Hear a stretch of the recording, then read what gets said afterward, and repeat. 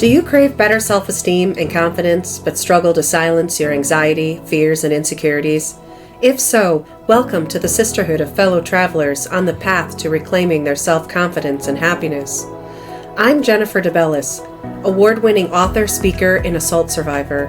I spent the past few decades helping young women like you overcome fear, self-doubt, and trauma to reclaim their joy and self-worth. I cannot wait to share the secrets I learned on my own healing journey and help you restore your inner warrior as I show you the skills and tools you need to save your own broken world. If you're ready to empower your inner warrior to overcome fear, doubt, and anxiety, turn off those distractions and tune in to this episode. If you aren't currently a member of my Facebook community of young women just like you, the Restore Your Inner Warrior Sisterhood group, find us on Facebook. Here's a safe space to get tips, share stories, and find community support. You can also subscribe to my email list on this link embedded here on this page. Today, we're going to finally begin the journey that leads to improved self-esteem and confidence. I know how real the struggle is to confront the giants known as anxiety, fear, and self-doubt, only to keep ripping the old wounds open while just trying to hold it all together. Can I tell you a secret? You really do hold the power to conquer these struggles, and I'm about to show you how. I put together this Restore Your Inner Warrior series with power-packed tools that will help you strengthen your inner warrior and overcome the things holding you back from living your best life. If you're ready to boldly step into a life of happiness and better confidence, turn off those distractions running in the background so you can kickstart your healing journey with this next episode. And welcome to all my listeners already walking with me down this restoration path. In this episode, in a 5-part series, you'll hear about a catastrophic life event that left me with no choice but to confront my fears and anxieties. You'll discover your inner warrior and learn tools to live with more happiness and confidence. You'll learn 5 secrets to healing internal wounds with an in-depth look at secret number 1. If it's broken, it won't work right or heal right without the right attention. You'll see grief from a new perspective and how to navigate it during your healing process. And you'll also gain some insights into dealing with the fear of rejection.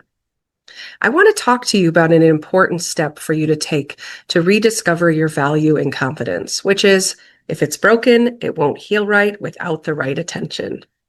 This applies to internal healing just as it does to physical healing. The bottom line is that things don't just fix themselves. It's up to us to assess the damages of life's storms and do the necessary repairs. Imagine that you're on a ship at sea and you have to stabilize your boat after a really bad storm. You realize that you and your ship have taken some really hard hits, and the damages must be assessed and repaired so you don't sink and drown in these post-storm waters. Since the damage is already done, the trick is to keep your focus off of what happened and to stay focused on what has to happen as a result. Because here's the thing, you can't control what has already happened to you. You can only control what you do to repair the damages and move forward. I talk about this repair process in my self-help book, Warrior Sister Cut Yourself Free. Here it is, isn't it beautiful? It just came out in a 2nd edition. I'm really excited about it.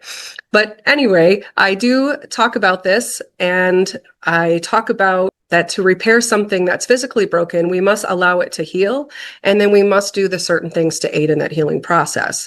When it comes to healing the human spirit and mind, that healing process looks a little different. We must give ourselves permission to heal internally. God knows the world doesn't often give us permission to do this work with its suck it up, get over it, people have survived worse messages. But the thing is, we can't build our lives on a broken foundation and expect it to stay standing. Allowing ourselves to work through the internal wounds is exactly how we repair and restore our inner world. Many of my young adult years were overshadowed by the way I dealt with, or more accurately, didn't deal with my internal wounds. My healing process began the moment I realized I couldn't just suck it up, bury it deeper, get over it with the snap of a finger, or pretend that it didn't exist. I don't know if you're like me, but I didn't learn this lesson the easy way. Oh no, it wasn't until my entire world collapsed over me that I realized I needed to deal with my fears, doubts, and insecurities like my life depended on it, because it did. Imagine one day I'm a bride with dreams of my perfect wedding just 4 weeks away. And the next moment, I'm in a serious motorcycle accident that leaves me severely injured. It's a miracle I survived that accident and the grueling years of therapies that followed. Here's the thing though.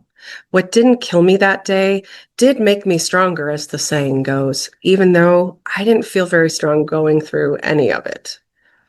For the first time in my young adult life, I suddenly had all the time in the world to just focus on me, and that turned out to be the hardest part of my rehabilitation. Until that accident, I had spent years burying my fears, my failures, my anxieties, and self-doubt by always staying busy. When I could no longer run from the emotional trauma that surfaced during those long, quiet days, I knew things had to change. I tried traditional therapy and that just didn't work for me. So I researched ways to resolve my inner conflicts.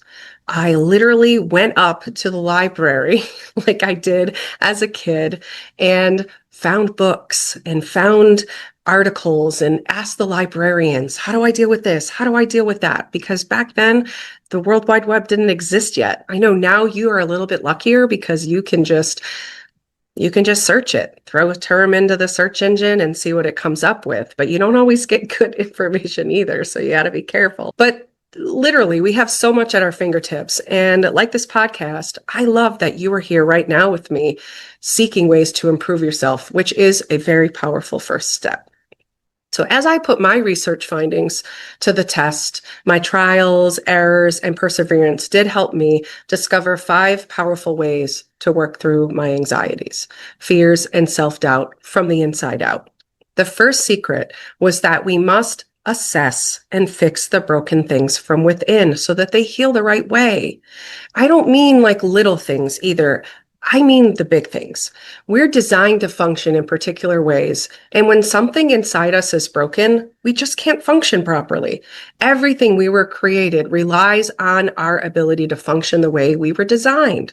We cannot fully fulfill our purpose in any given situation if we refuse to address the broken areas and do the necessary repairs. One of the things that I learned about inner healing is how our trauma is connected to grief and how grief comes in stages as our trauma triggers it.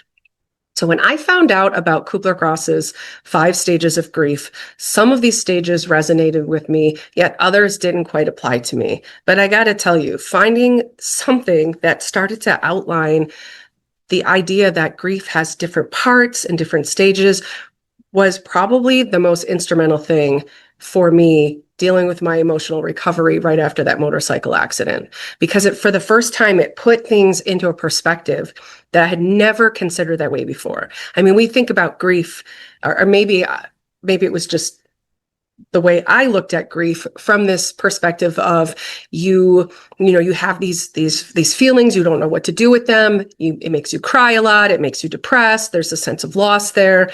And, you cry through it. You spend this time in aloneness, and what happens in that aloneness is a mystery. Nobody really knows. And then you come out and you're done with the grief process. This very shallow, immature concept of what grieving looked like. And at a very, very basic level, yes, those things are there, but there are literal moving parts in it that I started to recognize by being exposed initially to those first 5 stages. And then I started to adapt them. Some of those stages, they fit right in. And then some of them I had to say, well, how does this or that fit into my inner healing process? Because mine was a little bit different. I was dealing with overcoming abuse and physical violence trauma. And so that looked a little bit different. But I do break these down in Warrior Sister, Cut Yourself Free, and they are very targeted to those areas. But the more I start to work with these more generalized topics of just how to overcome trauma, how to overcome fear and doubts, I recognize that again, most of those stages can apply to to us in situations outside of trying to overcome those particular types of trauma. And so the interesting thing is that these grief stages allow us to heal and train ourselves to get through those inner wounds. And it's hard work, but it's necessary work that we must do to restore ourselves. And if that word train jumped out at you, good, because you should know that there's some hard work for you ahead. But healing is hard work and you're worth it. So you have to remember that you're doing the hard work for something that is invaluable, you.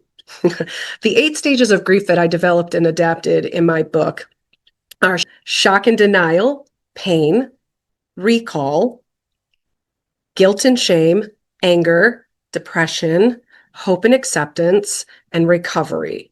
And if you're a symbols person like I am, then those last 2 jumped out at you. Symbolically, 7 symbolizes like reaching a point of perfection or completeness where things are finished. And 8 represents a realization or overcoming. And I didn't plan how these things would fit into the layout, but they came together in these really magical ways. And it's just fascinating how they connect there. What I knew was that hope and acceptance, the 7th stage, brings us to a place where we have made peace with the bad stuff and have this hope moving forward. That's a really important combination of steps that kind of work, they feed off of each other. And then, that particular step kind of signifies like the end of a cycle, but it seemed really weird for me to just end it there. So the whole point in restoring that inner warrior is to navigate the cycle and what comes after it. So I just felt like I needed that 8th step as a marker, like, okay, you need to enter this recovery, which is like, a place of enlightenment, and it's the beginning of a new journey toward restoration. And so that's ultimately what that last step comes in, because in the end, a healed and whole inner warrior is a powerful force. And that's what we're talking about here with the Restore Your Inner Warrior concept. So when we learn how to assess our grief, particularly those things that trigger anxiety, fear, doubt, trauma, insecurities, we can then navigate the different stages with targeted strategies. So that's kind of key, is to be able to train ourselves about how to recognize the different parts of grief and then how to recognize the different triggers within that so that we can apply the right tools to succeed in the end. Ultimately, we want to get through it. We want to heal. We want to recover. We want to boldly keep living with confidence and value and happiness. There's nothing worse than trying to get through life with a feeling of with a loss of happiness. So an intriguing paradox here is that as we work on fixing the broken areas within, it actually helps us more easily identify our fears and our doubts and what triggers them. It's not the other way around. We don't say, okay, let me identify my fear. Let me identify my doubt. Let me identify my insecurity. And then I'm going to go to work on fixing the broken areas in my life, because it's so hard. I mean, it's not that you can't do it that way, but it's like opening up a box and saying, I'm going to put together this. I just built a whole bunch of furniture for one of my daughters. And as much as I'm creative and I love it, it just came with no good instructions. And it was just endless work that was really hard to figure out. But the thing that I'm talking about here is that as we see this thing that's already, we can kind of know how it's supposed to work optimally if it's in working order. And so we're looking at something and trying to figure out how to fix the broken areas. And then we're noticing, oh, it's not working because there's a crack here, or this little thing is missing or broken, or it's just twisted the wrong way. And then we start to identify those things. And it's much easier to look at this whole thing. I know I'm using a metaphor, but it's much easier to look at this whole thing and then figure out, identify, right? What exactly is this little thing? What's it, and not just what is it? What triggered it to be broken? Is because the thing is a lot of times these areas become chronic areas of brokenness in us. And so you're looking for the triggers so that you can also navigate not setting off those triggers, or having a plan in place for when you want those triggers to be silenced or to be handled more appropriately. It's much harder to live a purpose-driven life if we're walking around broken, with things that really need to be fixed. This is why I recommend starting with learning about grief and how to work through the stages to fully heal. Until I learned how to do this, I was only going through the motions of living instead of living to my fullest potential and purpose. I heard an interesting thing about purpose recently, and I haven't been able to stop thinking about it ever since. Did you know that to fulfill a purpose means to be in the service of others? That's a really interesting thing. It's hard to be in good working service for our intended use when there are major things broken in us that hinder our optimal function. I'm not talking about little flaws here. I mean foundational things. Take a wheelbarrow, for instance. Its framework is a simple construction, yet it's capable of doing incredible things. Like it can move mountains. Rock by rock, load by load, yes, but it can move mountains. Yet a wheelbarrow is just a bucket on a frame with one wheel, two arms and legs. That's it. It's a super simple structure that's capable of doing incredible things. If just one of these elements is missing, though, or not working right, the whole thing malfunctions. You can't push a wheelbarrow with one arm only. You can't rest it down if one of the legs is missing. And you certainly can't move it around if it's missing the tire. Even a flat tire makes it extremely difficult to use, which is the state of every single wheelbarrow on my property. My husband and I, we live on a 6-acre estate, and for years we've done different landscaping jobs. And so back in the day when we did a lot of these jobs, all the good wheelbarrows were either out on a job or they never made it back home. You know how that goes with your good stuff. It just never finds its way back home. So I was left here with all the retired ones, the ones with the flat or wobbly tires. Every time I tried to use one, the tire would go flat almost immediately. And I would tell my husband, hey, can you fix the tire? And he would go, yeah, I'm on it. And his idea of being on it was to just fill it up with air. But the problem is that the tube actually had a leak. So he'd fill it up, and within minutes or maybe within an hour, it would be flat again. And then I would be trying to push around, which is very difficult to maneuver this wheelbarrow with a flat tire. You have to make really small loads. It was awful. And so what ended up happening is I just made a decision to stop trying to use something that didn't regularly work for me. So I started using a wagon, and the wagon is a little bit bigger. It's a little bit clunkier to use. And if you remember, I'm a motorcycle accident survivor, so I deal with regular pain. So like trying to pull it with a bad shoulder and move it around. But you know what? I still went to the wagon time after time because it was reliable. Because it did the job. And I wasn't going to keep going back to something that didn't do the job, or that I was going to have to come and empty the wheelbarrow into the wagon once it just died in the middle of the property. This is a similar way our relationships work in life. If we aren't capable of fulfilling our intended purpose, we aren't much good to ourselves, and we certainly aren't good to any of the people in our life. So when we are badly broken or missing major parts, it's hard to function through our day. As for the people relying on us, they'll simply just find another solution. We can't take offense to that. We can't feel rejected by that because we need to get what we need to get done, right? I don't want you to think about what I'm saying here. Don't internalize it or take it like I'm saying that, here we are talking about we're definitely broken and how do we repair things to restore our lives and to fix our broken worlds. And I'm not saying like if you're broken, you're not usable or you're disposable or you don't have any value. That's not at all what I'm saying. I'm saying that we need to fix certain areas so that we can function, so that we can get through the day. I'm not talking about the wounds that we have as a result or the cracks or all those little nicks and flaws and dings, like if you have a good piece of furniture and it has things in it that remind us like, oh, that's been around for a while. It's gotten a little bit banged up and it's still holding strong. I think about this broken concept. And I'm constantly reminded of a Rumi quote, which is the wound is where the light gets in. And I want you to let that kind of sink in, okay? Because here's the thing. You think about like inner healing in this world of like inner trauma and all these foreign feelings that you have and you don't know how to navigate them. And think about that like this is like this dark space. It's like a chest, right? Like you have a chest where you keep things in it, or a drawer, and it's in the dark, right? And it's like when you crack open the chest or you crack open the drawer, the light comes in and then you're able to see it. If you're in the dark and you're trying to navigate through, you might know your way around your own chest, or you might know your way around your own drawers.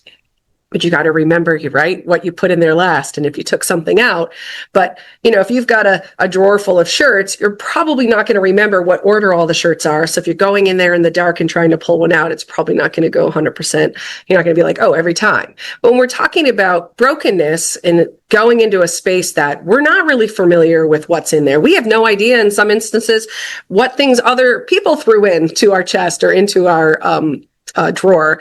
And so we're in this dark space with all these foreign objects and we don't know how to navigate them. Things are broken. And then you let a little bit of light in. And that light it allows you to see things differently. Literally and figuratively sheds light on something. So it allows you to see it, and now you can see it in a different way. Whereas before, maybe you were just using your hands and your memory, right? You were using those two senses to navigate around this space. And of course, it's clunky because you have a whole bunch of things in there that you have no idea. What is that? The rough edges? I don't know. That doesn't feel familiar. That doesn't seem familiar. And now you're bringing in light. So you totally change your vantage point. And that is the second point about fixing what is broken. A first step is overcoming an obstacle is to change the way you see it so that you can change the way you respond to it. That is key. If you just let a little bit of light into your inner wound and begin to see it in a different way, then you can respond to it in a different way. You can figure out, do I need to bring a whole new set of tools to this? Do I already have the tools for this? You don't know if you can't see it. You don't know. So that idea of the wound being the place that actually lets the light in is a really profound thing that, I could talk about a whole episode, and maybe I will do a whole episode on just that particular thing. Right now, I want to talk about how that, like, bringing this light in can do interesting things also. Like take the fear of rejection and the social anxiety that it evokes. Okay. Think about that I know I just went there. I just try to think about like, what is a common thing that maybe we might have in common. And I know that many people deal with a fear of rejection. When we talk about fear, it's an abstract word. And I say, well, what do you mean by fear? And then people start to list off, and there's usually, you can count it on one hand. Fear of rejection is always in the top 3. And so that fear of rejection is something I can completely relate to it. And so it is literally a concept that has such deep roots in me from back when I was even a kid. I moved around a lot when I was little. I went to 4 schools just to finish elementary school. I want you to let that sink in. 4 schools. So literally every few weeks, in some instances, I'm picking up and I'm moving in. Sometimes we're moving in the middle of the night. I'm not getting to say goodbye to my friends. I'm leaving things behind. I'm in these new spaces and I'm starting a new school, and there's all new people, right? There's new teachers to get used to. There's new friends, right? There's new kids that you go to school with, and we want to go and we want to belong, right? We want to be accepted. So maybe belong is not the right word. We don't want to adapt to the that we're not ourselves anymore. We want to be accepted for who we are. And so we're trying to figure out, like, how does that look? So when I was younger, I got this very deep-rooted perspective that codependency is the optimal relationship. I know that's going to seem really weird to some of you, but maybe you can relate. Okay, so I kept mistaking codependency as the optimal relationship. And so there's a saying that goes, when you don't feel wanted, you make yourself feel needed. And that was exactly what I was doing as a kid and how I built friendships. So I believed that making myself useful led to acceptance rather than rejection. And so I quickly developed this formula that was make yourself useful. So if you lead with that, if you just make yourself useful right away, then you're going to minimize the amounts of rejection that you receive. And because people like people who do stuff for them. And so the thing is here, though, this is not the same concept that I'm talking about being in the service of others and fulfilling your purpose. Codependency is not healthy. It's actually counterintuitive to what I'm trying to establish with Restore Your Inner Warrior, which is the message that there is only one person on this earth who can save your broken world, and that's you. Yes, of course, God can help you and guide you. You can get the right support system to help and guide you, but no one can get inside of you. No one. And fix it and rewire it. It's like a surgeon, a physical, if you have a physical, something wrong inside of your physicality, a surgeon can come in and they can cut a tumor out. They can do put a stent in to get to reroute the blood flow in your heart. They can do all kind of things, but a surgeon can't come in and rewire you internally the same way. We're kind of left to do that kind of surgical and inner rewiring ourselves. And we have to figure out exactly how do we do that.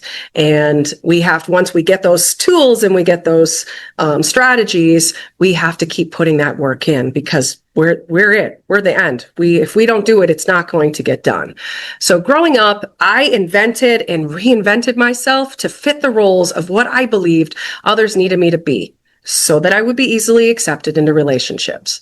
I quickly fell victim to the people pleaser trap.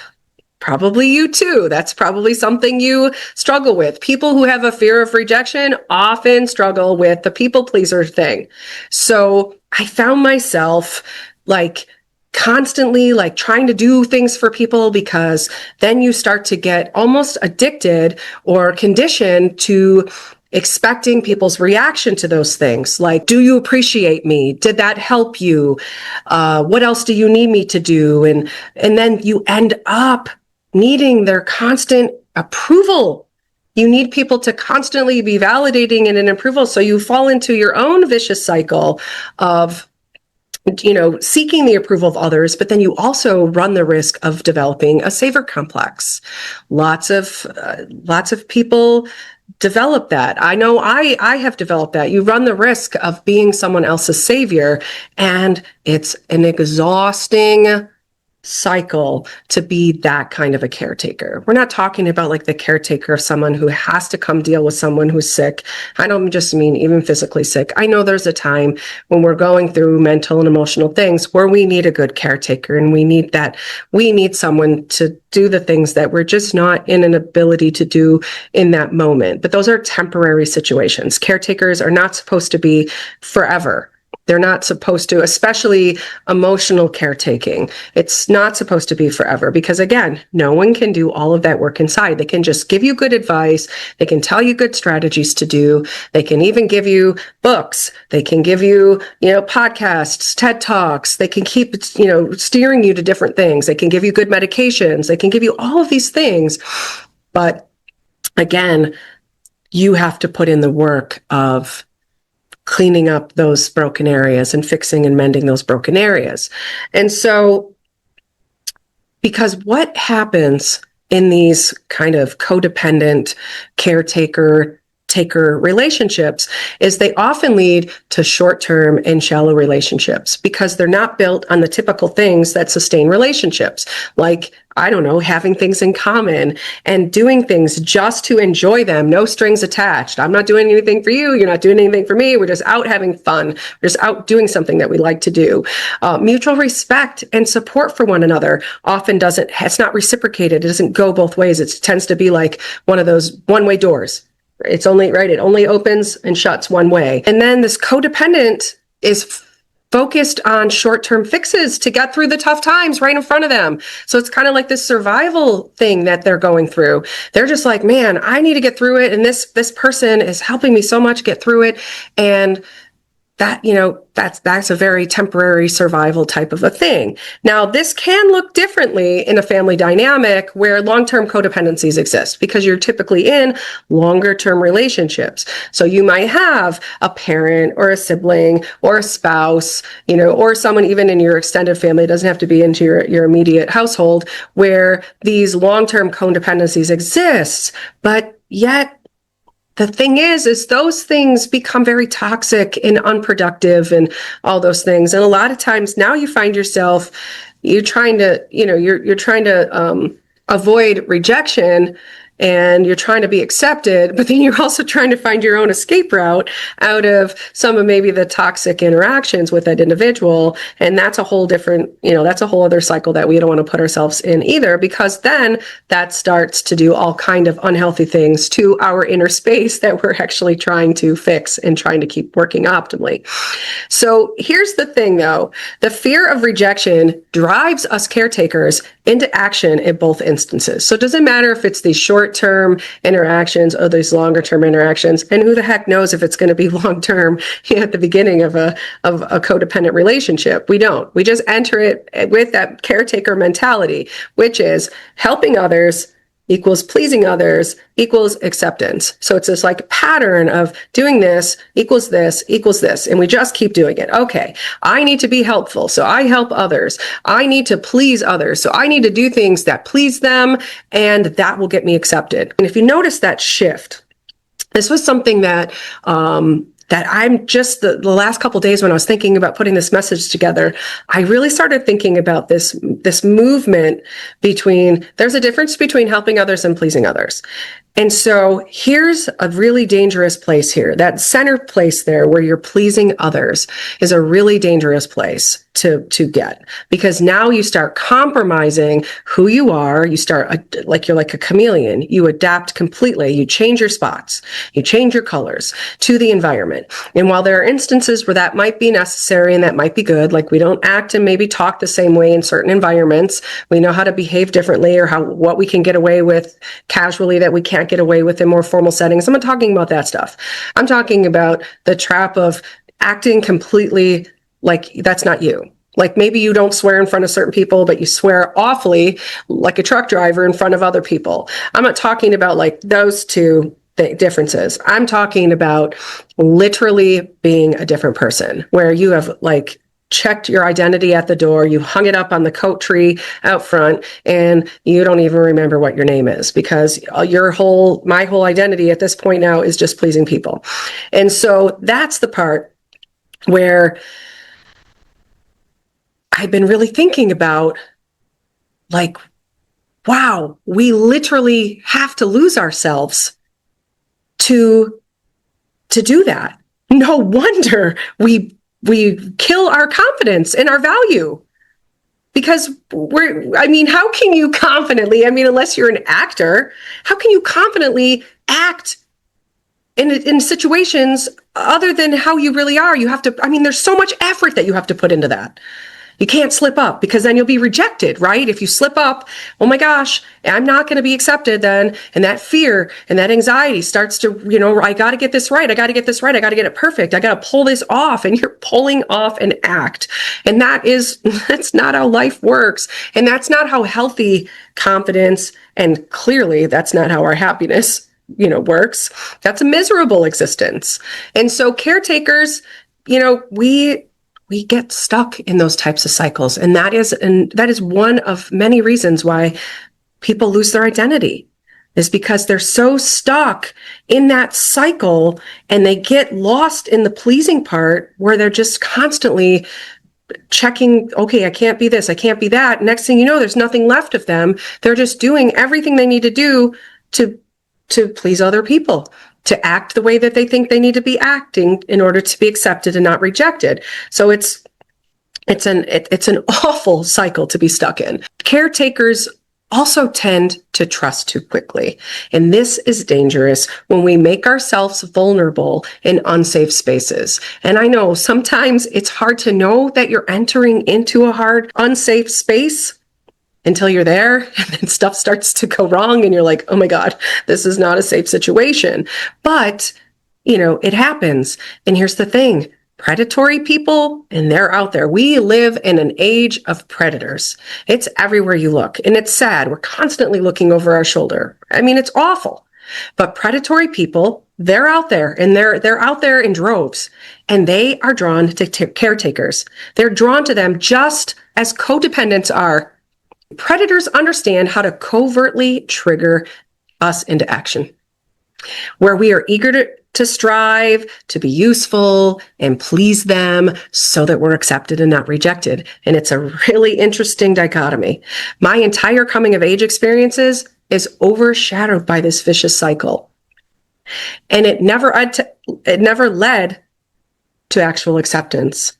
It just put me in a perpetual cycle of different types of rejection or short-term acceptance that often just led to abandonment, which is another type of rejection that we can talk about another podcast. But it just never led me to where I thought it was.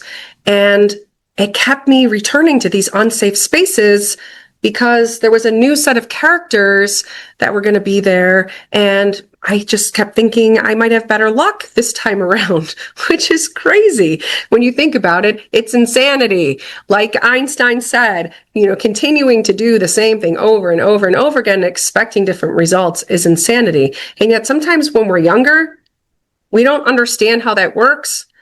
And we don't quite maybe put it together, or maybe it was just I didn't put it together, that it's not going to be different just because there are different people in the same environment with the same types of activities going on.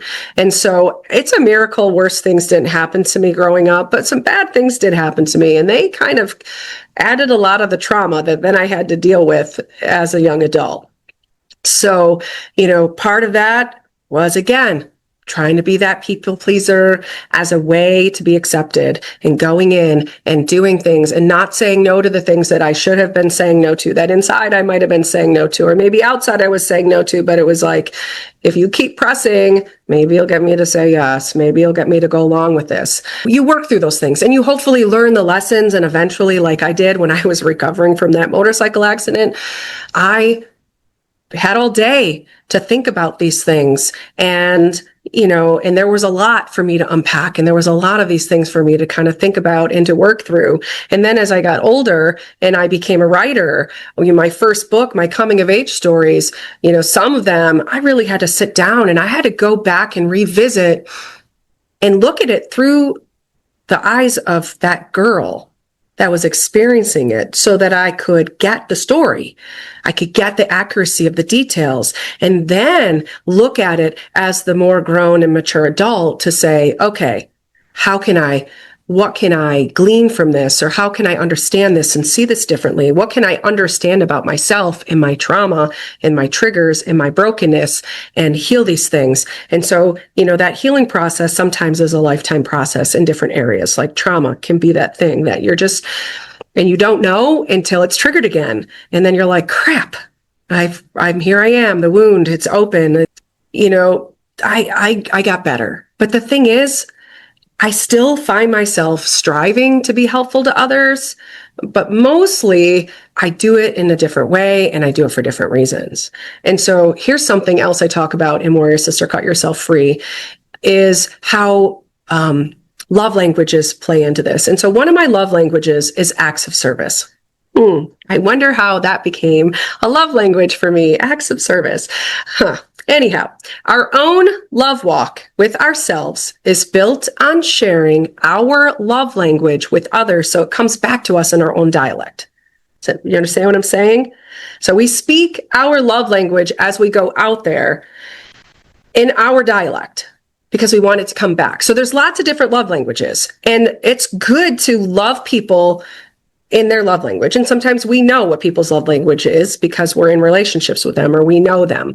We have interactions with them, and we know enough about them to know, oh, that's their love language, or that's one of their love languages. But the thing is that's a really great thing to do also. But, it's important for us to practice our own love language. I dedicate a whole section of this in the book, and I actually built one of the 7 principles in my 30-day restoration journey is built on this idea of going out and doing things in our own love language so that we get it back in the same, we get back the same language. And it's like that reaping and sowing thing. But here's the thing. It's, we need to plant the things that we want to grow, period. So if we want to grow strawberries, we need to plant strawberry seeds, not corn seeds, not bean seeds. We need to plant strawberries to get strawberries, period. So that whole concept is super simple if you think about it. We need to practice the very things that we hope will be reciprocated back for us. And it's like, you can think of it another way, especially with the people who you do share a life with, is that you're teaching them your love language. You're teaching them through your acts, you're teaching them your love language. And so, if affirmation is a love language for you, again, you're going there. You're using that the same way you hope to receive it back. I'm not perfect in this area either. I've given it a lot of practice, but, I still sometimes trip up and I get sucked back into that old trap of striving to be helpful in chronic situations where I have really longed to be accepted, or I have felt rejected or abandoned or turned away. And, here's the sad truth. Not everyone will accept us, and striving to be helpful in a chronic situation where you're not welcome, pushing yourself on people, it's not going to lead to authentic acceptance that we crave. It's just not going to lead us there. I should qualify. We're looking for authentic acceptance. So some of the patterns that I've been sharing with you so far that I misread and developed bad habits where I was just like, I just get any acceptance. That's not healthy. We want to have healthy types of acceptance. And there's a particular way that you have to do that. And so there's a lot of talk these days about the let them theory. And sometimes we need to let people show us exactly where we do or don't fit into their lives. And then we need to deal with those feelings of rejection. Sometimes I feel like God is giving me a gift. Like I feel like there are instances where I've been rejected, or I feel as if I've been rejected, and that it's a gift of God. Some of these rejections, maybe they were meant to protect me or spare me from specific interactions or relationships. And they also keep me looking for my people. They keep me looking for those spaces where I will be accepted and I will thrive as my authentic self. And so rejection's going to happen. There's no way to avoid it. It's normal to feel the sting of rejection, even if it's only perceived rejection. Don't let anybody make you, dismiss your feelings. You can't let your feelings rule you, but sometimes we feel it and it's valid. It's there. It doesn't matter what the person intended. The fact is that we're trying to put ourselves out there and be vulnerable in a particular way, and we perceive this rejection, or we get the rejection. But the important thing here is that when we experience this, that we grieve it. We go through those grieving process steps, whatever they are for us. They won't be different. It won't be all 8 stages every time you have to go through something that requires grief. But we go through the appropriate grief stages, and then we make peace with it. We have to make that peace, because staying stuck in a state of offense, it only hurts us more. It's like that saying goes, you drink the poison expecting to make the other person sick. Doesn't make any sense. You drink it, it's only going to make you sick. So the same thing happens. We have to put ourselves back out there too. We can't stay like we're not created to stay in isolation and live in a vacuum. And yes, there's times to go and be alone and collect yourself and do all those things. But there's also a time to get back out there and make yourself vulnerable to developing those meaningful relationships and having those meaningful interactions. And so to get back to that fear of rejection in social settings, I know I made you squirm a little and then I kind of steered off a little. In order to improve your chances of receiving acceptance in social settings, we must face our fear from a new perspective. Once we get that new angle, then we have a really good chance that we'll succeed because we'll see things from a different way. We'll approach them from a different way. And, I know it's a lot more difficult. These social settings are more difficult for you because you grew up in a social media environment. So you spend more time in social interactions behind a screen than you do in face-to-face settings. And I know COVID kind of affected all of us that same way, where we were kind of like, okay, I can't lose my connection to the world. So we literally had this digital wire connecting us to everyone. And some people just didn't come back out into the face-to-face setting. But there's nothing like being face-to-face with people. We need to be face-to-face with people. And we need to see body language and experience. There's nothing like when you smile and someone reciprocates that smile, where you see it in their eyes, or you say something meaningful. And even though that person is being silent and listening, you see in their eyes that it touched them, or you see in their eyes that it resonated, or they're shaking, they're nodding their head, right? Like, yes, or no way, that doesn't apply to me. And you get all that body language that actually is a meaningful connection with people. And we rob ourselves of that by strictly limiting ourselves to only being like, oh, I'm only going to comment, I'm only going to post, and we cut that whole thing out. And maybe it's like, maybe you don't know any better, or maybe you're like, but it's safer. These are the safe spaces. I can delete a comment if I don't like it. I can rewrite my comment 10 times until I get it right. But think about that. That goes back to the people pleasing and the idea of I have to get it perfect in order to be accepted or not rejected. And that just keeps you trapped in that vicious cycle again. And so here's the other thing. Sometimes you will get rejected. Like, the fear is valid because sometimes it happens.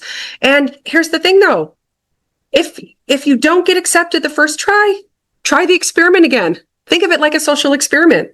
Like, okay, I tried it, because a single rejection or a single failure in anything is not how we assess and judge the whole thing. We can't say, okay, that's a logical fallacy, to build our logic and our case and our judgment around this one isolated instance to say, well, because it happened this one time, it's always going to happen. That's flawed logic. And so we can't build a healthy, internal space. We can't build healthy behaviors if we are allowing the fear and the anxiety, like, oh, right, that was awful. I know it feels awful when it doesn't go as planned, and when you don't get accepted or received the way that you wanted to be received, or you deserved in some instances to be respected and received and everything. But it's literally go again, because here's the thing. You're going to have more success than you're not. I usually, 19 out of 20 times, I usually have a great experience. And for you math people, that's 95% of the time. I have a 95% success rate. And so it seems counterintuitive to get stuck and to let the 5% of those instances have me operate in such fear that I'm paralyzed and not able to actually take the steps forward to literally do the thing that I really want, which is to have meaningful connections with people and to be accepted in different communities and different situations, different settings, different discourse communities that I enter into. Here's something that I do. Okay. So when I go places, I don't care if it's a family function or a friend gathering or a completely foreign place that I've never been before, or if it's after church in a service, I literally scan the room for my people.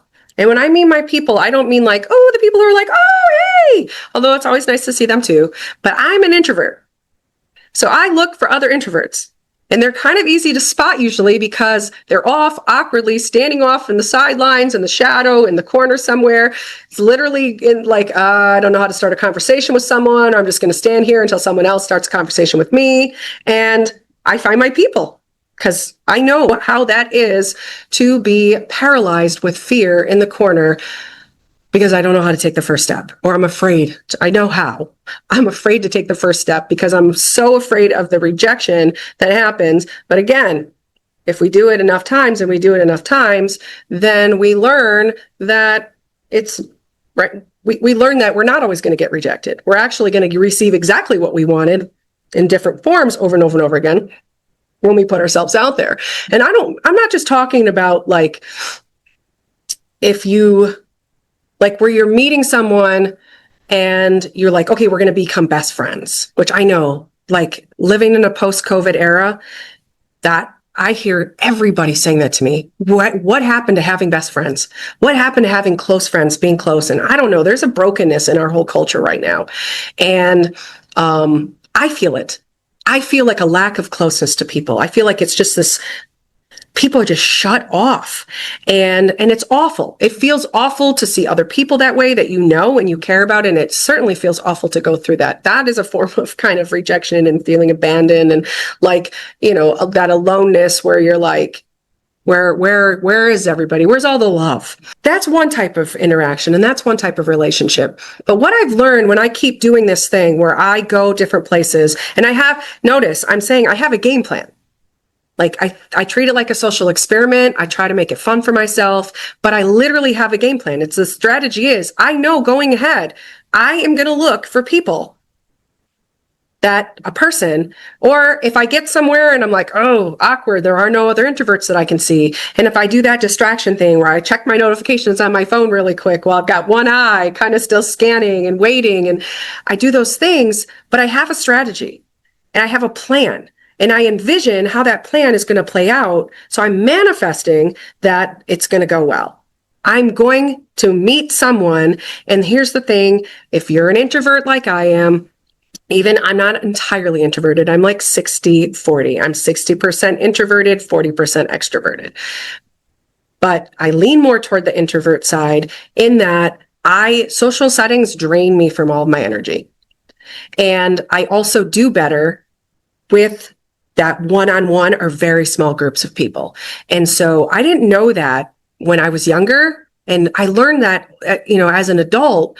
And wow, what an eye-opening thing to learn about. Oh my gosh, I do so much better one-on-one. No wonder I was going into all of these social settings and feeling that rejection, because I don't navigate spaces the same way as other people. My husband's an extrovert. He is almost like 90% extrovert, 10% introvert. And he draws his attention from being in the center of big groups. And I'm sorry, he draws his attention. He does that too. He draws his energy. He gets energized. There's that excitement that comes out of it. And he's not, he doesn't deal with the same sense of intimidation and the feelings of rejection, because when you're out there, you put yourself out there in bigger settings. It's like fishing, right? If you throw the nets into where all the fish are, you're probably going to catch a bunch of fish. Whereas if you're over here just fishing for one, it's a little harder. The odds are not as much in your favor, but it goes better. And so when I discover that I do really well one-on-one or in really small groups, which I started out just one-on-one. So when I started to recognize, and I read that somewhere in a book about the different personality types, and it was like total brain blowing, where it was like, what? Like, that's a thing?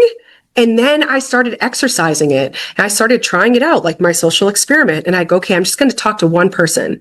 And the really cool thing is you could be shy to the point of like, you can't open your mouth. Don't mistake being an introvert for being shy, although there are a lot of shy introverts. Being introverted does not mean that you're necessarily shy or that you don't want to talk to people. It just often means that you don't know how to initiate. Again, because look at how the energy works. You draw your energy from from the isolation, from being isolated. So when you start to talk to another introvert and you just start to ask them very meaningful questions, most of the time they're excited to talk about themselves, and they're excited to talk about the things that they love and that they desire and their passions and the things that they're trying to do and accomplish in life, or maybe the things that they have accomplished and their successes.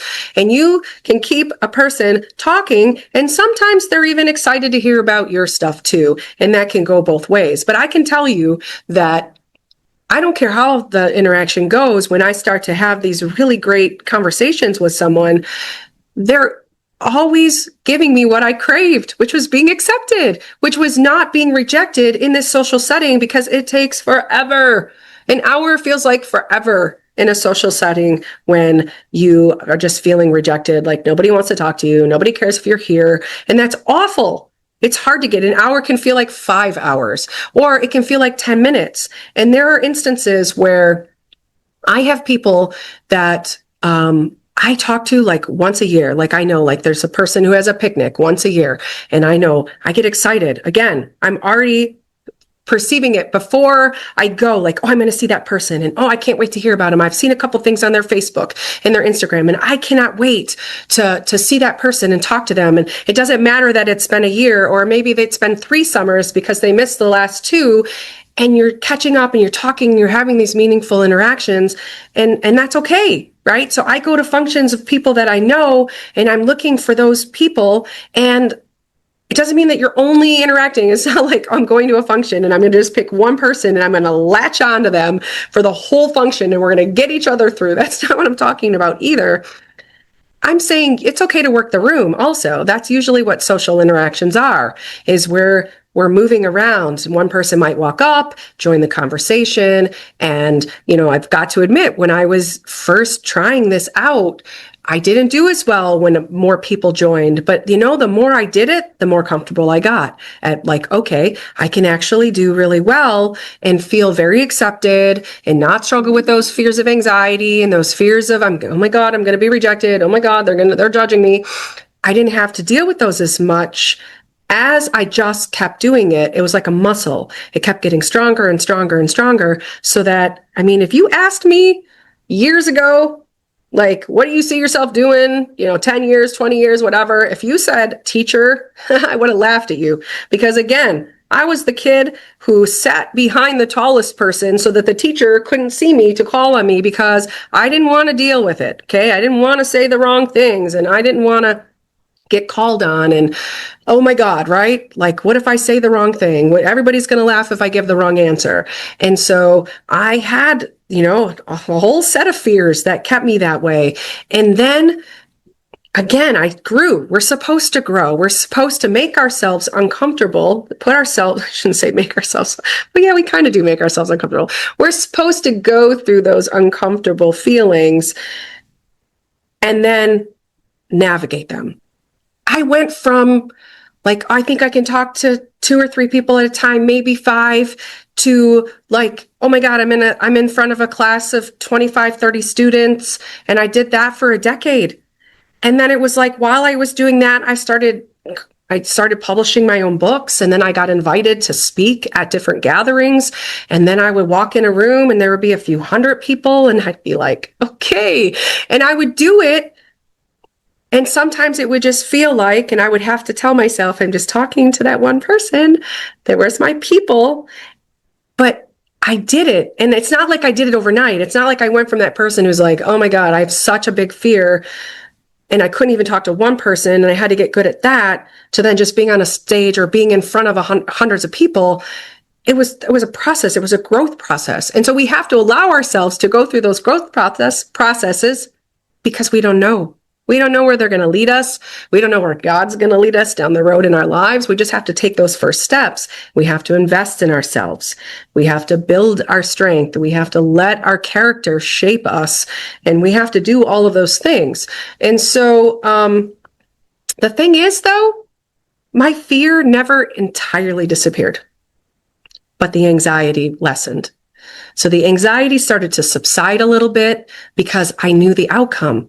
And I also knew, like, even though when you first feel those feelings and you're like, oh my God, I'm going to die. I'm going to die of this feeling. You don't die. And when you realize that you live through it, and that more times than not, you actually have good experiences and you stay focused on those. We can't dwell on just the one negative thing, or we're going to miss out. That's the thing. That's the danger. If we focus on it, it's okay. There's a time to focus on it. But if all we're doing is like, man, I went to that social thing and I got rejected, or I felt rejected, I didn't feel accepted, and we just focus on that, it will steal our peace, and it will steal all of the successes for all the times that we did have great success, and then we're not focusing on it.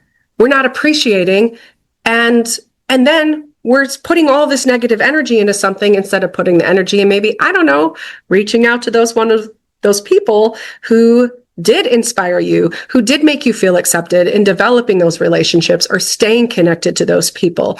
And so there's a lot of reasons why we don't want to stay stuck just wallowing in those failures, right? That time where we were rejected, and build our whole entire outlook on that in my case, the 5%, because 95% of the time, and any of you college students, like if you're getting a 95% in the class, that's the highest mark you can get. It's a straight A. It's passing. It's excelling. It's the top of the class. And so if you can have a 95% success rate, like, you're there. There's maybe no such thing as perfection, but there's 95%, right? That's as close to perfection as I want to get. The thing about anxiety is, in my case, I just kept pushing through it as I approached all these new people and these new situations, and I confronted the fear head on. So when I talk about a few minutes ago about making yourself uncomfortable, that's the instance where you go, okay, I'm going to keep facing this fear over and over and over again. I'm going to keep doing it, and I'm going to keep assessing after the fact. So when you go back and you're like, okay, you're all alone by yourself, and you're like, okay, how did that go? Did it go the way I wanted to? If there's something that didn't go the way I wanted it to, how can I adjust myself in the future? And again, I don't mean how can I make myself a chameleon so that I am, accepted for the wrong reasons, because then you want to belong. You're changing and conforming to belong rather than just being accepted for who you are. And those are two radically different things. By confronting the fear head on, I swear to you, it gets less comfortable. The fear will always be there. Fear is like that sixth sense where the hairs rise up at the back of your neck. And sometimes fear is like, it's a warning. It's fear. If you start to think about fear as this, it's a signal. Like on your dashboard on your car where a signal goes off. If you think about fear as like a signal on your dashboard that says, proceed with caution, right? Proceed with caution. And then you go, what does that mean? Is the road ahead slippery? Is it foggy? What? It makes you question if that's good. It should make us question, how do we proceed into this situation? But to say we have to freeze and not go in, there are times too where we should not keep putting ourselves into, again, those unsafe spaces or questionable spaces, or if that warning light is going on and it's saying literally like the road is broken ahead, like the bridge is completely out. You can't go, you can't go that way. Get the heck off of this road. You've got to pay attention to that also. That fear gauge is a good thing. But when we're talking about fear of rejection, that literally is just the signal for you to proceed with caution. We should always proceed with caution and have that plan, have our plan, and know how we want to respond to things when they don't necessarily go the way we envisioned them going, or when we start to feel those ugly emotions start to get triggered and rise up. What are we going to do about it in that moment? How are we going to navigate that? When you have that plan and you bring that arsenal of all those tools and strategies in with you also into these situations that can trigger your anxiety and trigger that fear of rejection, then you have a better chance of navigating it and arriving at the acceptance and the success that you're after, those ultimate desires that you crave. But let's take a second to talk about anxiety, because it's a common emotion. It really is a common emotion, and it makes us extremely uncomfortable. And when we don't learn how to work through the stress to achieve what we set out to, it often leads to disorders, and it definitely interferes with our daily life. And so a powerful way that I work through anxiety is, again, just doing the thing despite the discomfort. So the fear is there. Do I need to take specific precautions? Do I need to take specific warning? Do I need to wear specific gear into this situation? And then you do it anyway. And when I was a kid, I often had no choice, because you have to go to school. When the bus picks you up or your mom drops you off at school and you're in the 4th grade, you got to walk into the school. Okay. There's no option. You got to go into the school, and you have to literally you might be able to get through the class time, right? Because, you're supposed to sit at your desk and you're not supposed to talk to anybody and listen to the lesson and do your homework and all that stuff. But then there's the lunchtime. Then there's recess. Then there's things like gym class and all the other things that now force you to interact with your peers. And, I'm not talking like, great, if you don't want to interact with people, then that's your choice. But I'm talking to you, the one who shares my desire of wanting to be accepted, of wanting that meaningful connection with people. And so when I was that kid, I had to, I don't remember all the ways that I navigated that playground. I know that fun is one of my love languages. And I was a pretty athletic kid. And so a lot of times my in was just to get them to let me join their games. And, I had to navigate also that rejection that you feel when they're picking teams and you're not the first pick, you're not the second pick, the third, the fourth, and you're like, dear God, I'm the fastest kid on this field. How am I not getting picked for kickball? And you have to say, that's okay. Right? You have to put that in check and say, that's okay, because my ultimate goal is to be able to be on one of these teams. And even if I'm last choice, I get to be on one of these teams and I get to have fun, and maybe I'll make some friends and memories and all those things. Even as a kid, I understood the very basic steps of being uncomfortable, but to get what I wanted. And so, the discomfort wasn't removed from my path. I'm an 80s and 90s girl, man. You knew where the peroxide and the Band-Aids were. And when you hurt yourself and you ran in the house and you're like, I'm bleeding, and you're gushing blood. And then your mom's like, hey, I'm on the phone. And then you're like, okay, you go, you put the peroxide on your own hand, and maybe your sister's knee or whatever. And you're wrapping it with the gauze or the Band-Aid, depending on how big the wound is. And you're doing all of those things because it wasn't removed, right? The discomfort, but also just the idea of, my mom didn't keep me home because I didn't want to go to school because I was worried about the kids not accepting me. She was like, you got to get out of the car. Get out of the car, kid. You're going to school.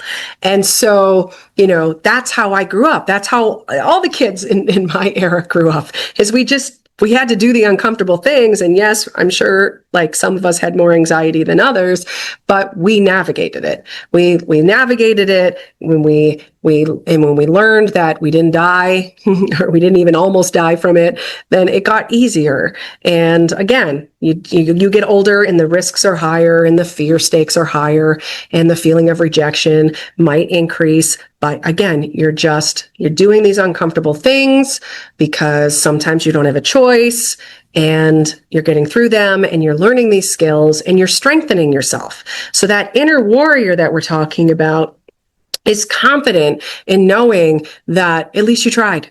There's confidence in that at least you tried, even if you got rejected. I cannot tell you, as a writer, oh my gosh, those of you who are writers or in the performing arts, the amount of rejection that we get is awful. And so I have 3 books. One of them came out in a second edition, and I'm working with a client right now that I co-authored his book, and trying to get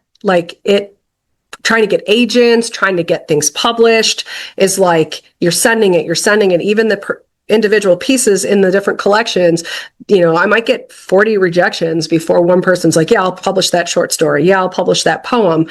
I'll publish that essay, whatever. Is some of them, they never get accepted. And it's well, thank God it's coming out in a book, and I finally get to bring it to readers. But it's if I just let the rejection just weigh me down, I don't know if I'd be able to get back up and send it out again. But that has really helped me overcome, hugely overcome my fear of rejection, because, it has helped me overcome the fear, but it's also helped me just develop the confidence. I'm sorry. I know that the writing's good. I'm sending it out when it's polished, and it's good for the writer that I am at that time. And I know that my writing has value. I know it's something that I'm called to do. I know it. I know I'm supposed to write, and I just have to keep doing it and sending it out. And I have to keep writing, and I have to keep making those stories better, polishing them. And I know that there's a place for them. And so that confidence that I say, I'm not placing my value on the rejection. I'm placing my value on the beautiful contents that I've created, this beautiful work of art that I've created. And I know it has importance, right? It's giving voice to different things in our times. And so I draw a lot of confidence from that. And so maybe that's another way that you can build your confidence in this particular area where you're trying to navigate this fear of rejection. Maybe you won't entirely overcome the anxiety. Maybe you won't entirely overcome the fear of rejection, but it will be something that maybe you can navigate differently and build your confidence and your value differently, because you're not giving people the power.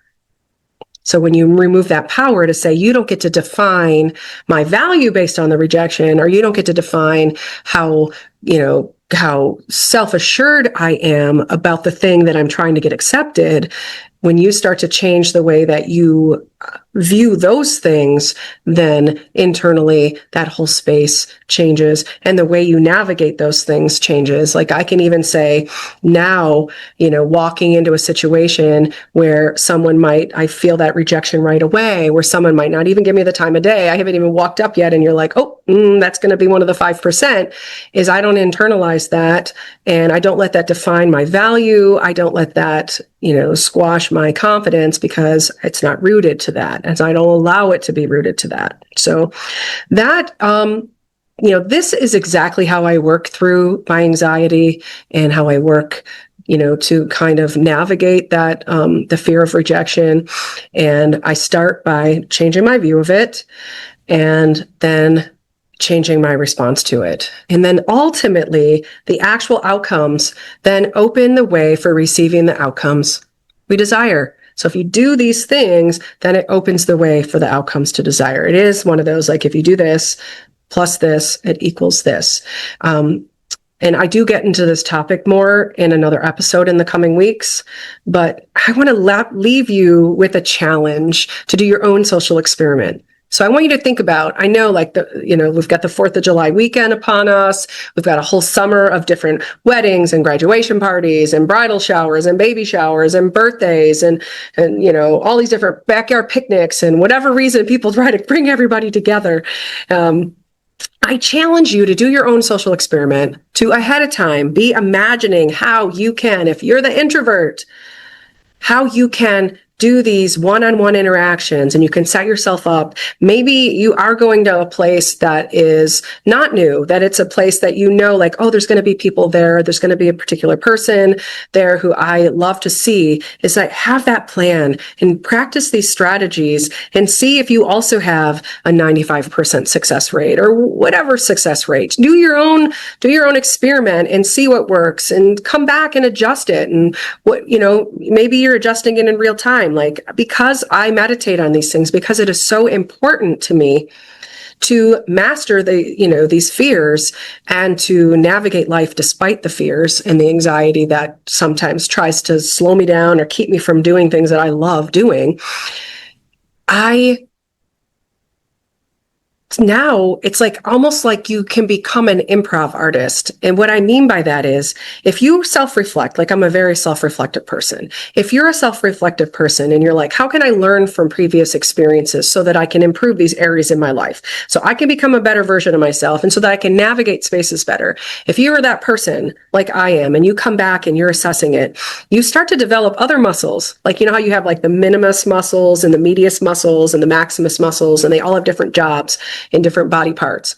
And so that same thing can happen when you strength train and you come into your internal space and you become very self-reflective. I mean, don't overthink it. You're not trying to perfect. This is not a point where you're like, okay, how do I perfect this? And, don't make yourself crazy over planning how you're going to act. Just think about self-reflect. Did that go the way I wanted to? What was good about it? How did that work? You dissect it, and then you think about it because you want to recreate those experiences. Is that when you strengthen these areas, you become that improv artist who does it in real time. So as you're navigating a space where you're talking one-on-one, or you are talking in a small group, and you ask a question and you read the person's body language and you go, oh, that was not a good question for them. Could have been a good question. It's not a question for them, or not the right time or space for that. And so then you adjust in real time. So because again, you're trying to avoid that. Obviously, a lot of things. You don't want to make someone else feel awful. You don't want to trigger them into a trauma that ruins the whole atmosphere, or maybe sets them up to ruin the whole entire event. And you're after that like good, meaningful interaction that allows you to feel accepted, fulfills all those cravings and those desires that you have. Maybe you're even trying to pursue a more meaningful, in-depth relationship with this individual. And so you're reading in real time those interactions that you're having, their body language or their responses, and you're adjusting in real time. Because you already know, like, oh, you can improvise now. Like, I normally do this or that, and that usually is really well. But now I just ask that person like about their family, and I could just see that they just started to shut down. And so then you start to redirect, and then, again, there's no formula for interacting with people, but hopefully you've had enough of an exchange with that person to know where you could navigate back. Like, okay, when I asked them about their new job, they were really passionate about it, and they were really excited about how they applied their college degree to this job or whatever. So then you can slowly, very subtly backtrack into this area where you know that they're going to be excited again.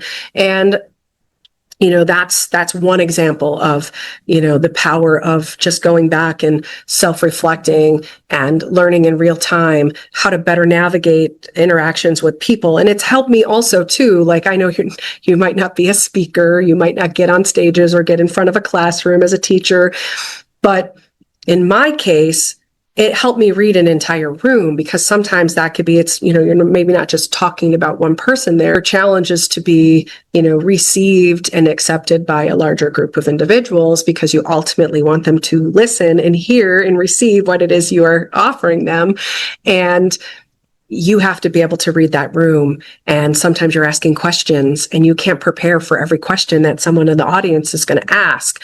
And so again, that idea of strengthening these areas so that you can improvise and just be ready, because you're strong in your confidence, you're strong in your purpose, and you're grounded in these things. You're grounded in your value. You have a place at this table. And so then you can navigate that space, whatever the space is, whether it's one person, 10 people, 1,000 people, you can navigate that space in real time. You don't have to wait until you get home. Like when I was a kid, oh my gosh, someone would say something super witty and, or super biting and and I would be like, there was nothing would come to mind. Like I had no response. And then I'd be walking home and I'd be so mad at myself. Like, why didn't I say something? And then I'd be falling asleep, or maybe it's the next morning I wake up and I'm like, oh, I should have said that. And I went from being that person who then was the person who somebody said something to me, and literally I'm already translating it. I'm already going in real time, and boom, I come back with the comeback. And I'm not saying I'm one-upping people with an insult. That's what I'm usually, again, trying to have meaningful engagements with people and say meaningful things. So even if I'm saying something that might be critical, or, someone might see as cutting, I'm trying to deliver it with conviction, not with shame and condemnation. Because again, I want them to receive it if I'm going to take the time to say it. So I challenge you, go into these environments. You're going to have a social setting. And even if you don't have a plan, you don't have to have a plan. The plan should just be, I'm going to have all these opportunities to enter into these different social experiments and just see how they go. I'm going to try. If it's one-on-one, maybe you are extroverted, so you don't have to do that one-on-one thing. Whatever speaks to you, try it. Do your social experiment and then come back and assess it. How did it go? Did it help you? Is all that you received, was it the rejection, or were there areas of acceptance, or what happened? And how does that fit into the larger equation of you dealing with this fear? So I want to close this episode by reminding you that the whole point of working through your grief is to restore that inner warrior so you can navigate the cycle and what comes after it. That's why the 8th and final stage in my recovery is recovery. It's the beginning of your new journey toward restoration. In the end, a healed and whole inner warrior is a powerful force. Today, we gained a better understanding of the grief process, why your inner healing areas are connected, and how to deal with these. These are the first steps to truly healing and restoring your confidence and happiness. You won't want to miss the next episode.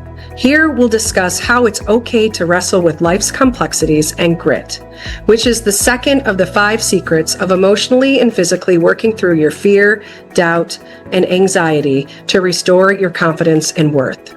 And don't forget to join that Facebook group, the Restore Your Inner Warrior Sisterhood, and to subscribe to my podcast and email list. Well, girl, I hope you enjoyed today's episode. If so, don't forget to follow my channel and share it with girlfriends who also want to restore their self-worth and confidence. Also, if this podcast inspired you, consider leaving a 5-star written review on Apple Podcasts. And as you go through your day, may your empowered spirit, heart, and mind guide you. Catch new episodes every Tuesday and Friday. Ciao.